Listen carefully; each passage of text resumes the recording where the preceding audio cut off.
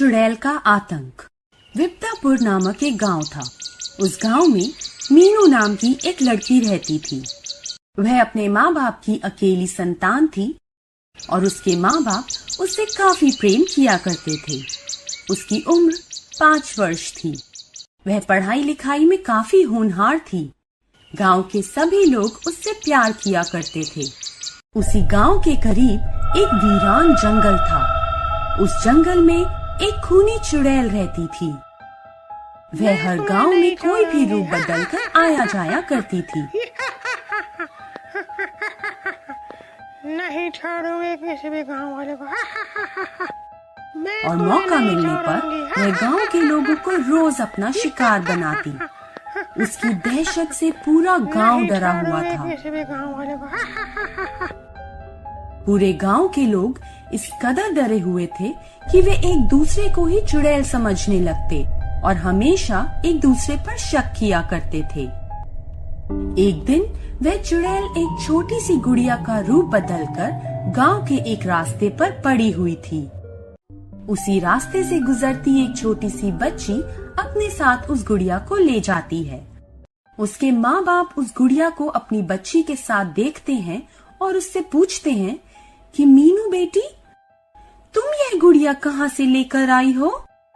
माँ बाबा, मुझे ये रास्ते पर पड़ी मिली है।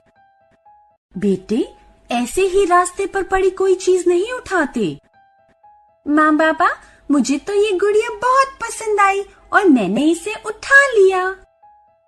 अब मीनू वह गुड़िया लेकर अपने कमरे में जाकर रख देती है।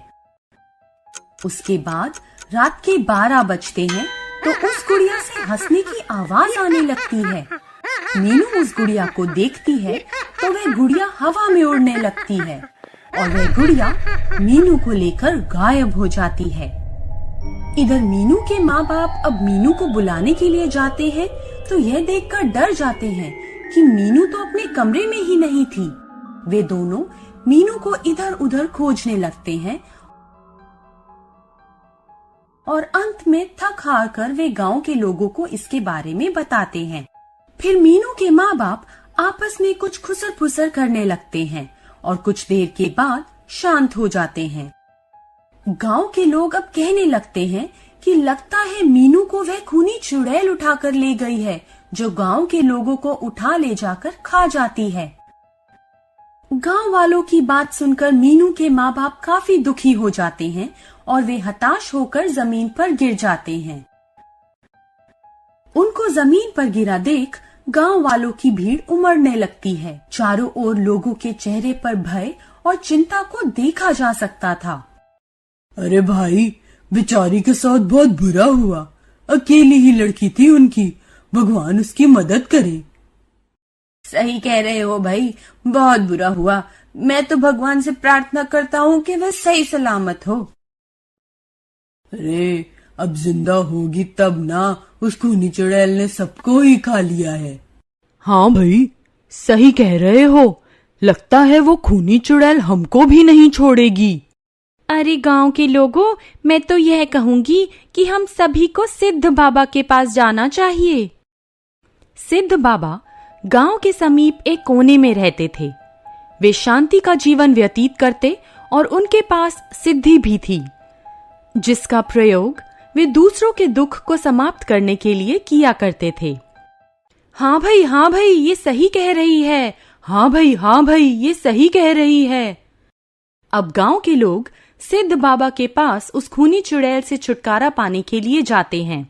मीनू के माँ बाप भी उनके साथ हो लेते हैं और वे खूनी चुड़ैल से अपनी बेटी को पाने के लिए चल देते हैं। इधर सिद्ध बाबा गांव वालों को देखते हैं तो वे उनके यहाँ आने का कारण पूछते हैं। मीनू के माँ बाप कहते हैं, बाबा, हम आपके पास बहुत ही आशा लेकर आए हैं। आप हमारी मदद करें। हमारी बेटी को खूनी चुड़ैल उठाकर ले गई है। ठीक है, आप चिंता ना करें। आपको मेरा साथ देना होगा। जैसा मैं कहूँगा आप वैसा ही कीजिए।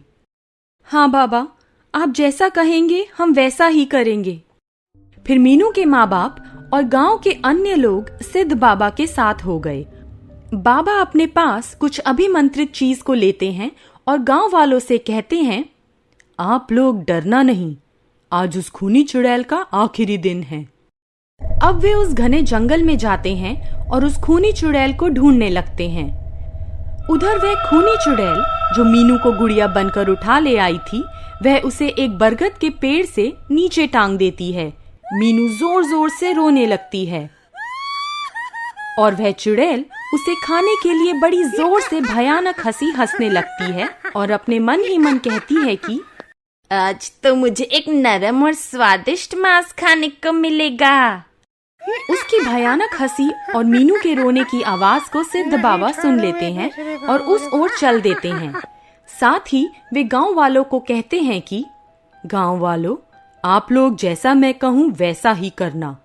बस जब मैं अपने पास अभिमंत्रित चीज को उस पर फेंकूं, तो आप लोग में से कोई एक उसकी चुटिया काट लेना और ध्यान रखना कि कोई भी लापरवाही ना हो, नहीं तो वह खूनी चुड़ैल अपना बड़ा रूप धारण कर लेगी, जिसे काबू में करना बहुत ही मुश्किल होगा और तुम सबको खा जाएगी। सभी लोग किसी न किसी पेड़ के पीछे जाकर छिप जाओ और जैसा मैंने कहा है वैसा ही करना।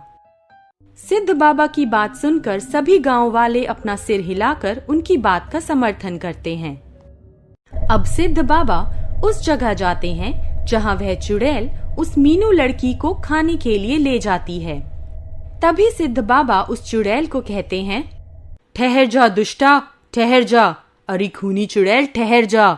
आज तेरा आखिरी दिन है। तू इस बच्ची को छोड़ दे, नहीं तो मैं तेरा नामो निशान मिटा दूंगा।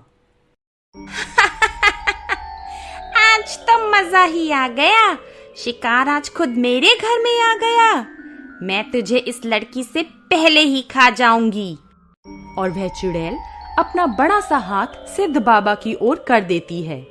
तभी सिद्ध बाबा वह अभिमंत्रित चीज उस पर छिड़क देते हैं, जिससे उसका हाथ जलने लगता है। वह अब सिद्ध बाबा को मारने के लिए आगे बढ़ती है, तो वह सिद्ध बाबा जोर जोर से कोई मंत्र पढ़ते हैं। उस मंत्र की ध्वनि उस खूनी चुड़ैल के कानों में जाती है, जिसको वह सहन नहीं कर पाती और कहती है, बंद कर, ये मंत्र बोलना बंद कर, मैं तुझे जिंदा छोड़ दूंगी। सिद्ध बाबा लगातार उस मंत्र को बोलना जारी रखते हैं और कुछ ही देर बाद वह खूनी चुड़ैल बेहोश हो जाती है। तभी सिद्ध बाबा गांव के लोगों को आवाज लगाते हैं, आओ गांव के लोगों, ये चुड़ैल बेहोश हो गई है, इसकी चोटी काट लो, जल्दी करो, नहीं तो वह होश में आ जाएगी। तभी गांव का एक आदमी आता है और मन ही मन में सोचते हुए कहता है, हे भगवान, आप मेरी मदद करो। उस बच्ची की जान बचाने के लिए इस चुड़ैल को मारना होगा। और वह अपने पास से एक चाकू निकालता है और उस चुड़ैल की चोटी काट लेता है। उसकी चोटी कटते ही वह बेहोश खूनी चुड़ैल होश में आ जाती है और जोर जोर से चिल्लाने लगती है। उसकी चीख दर्दनाक आवाज में बदल जाती है और उसका अंत हो जाता है। इसके बाद गांव के लोग उस लड़की को बरगद के पेड़ से नीचे उतारते हैं। उसे सकुशल उसके माँ बाप के पास ले जाते हैं। मीनू को जिंदा देखकर उसके माँ बाप उसे गले से लगाकर बार बार उसको चूमते हैं और गांव के लोग आपस में बात करते हैं कि चलो, भगवान उस खूनी चुड़ैल का नाश हो गया। Please subscribe this channel.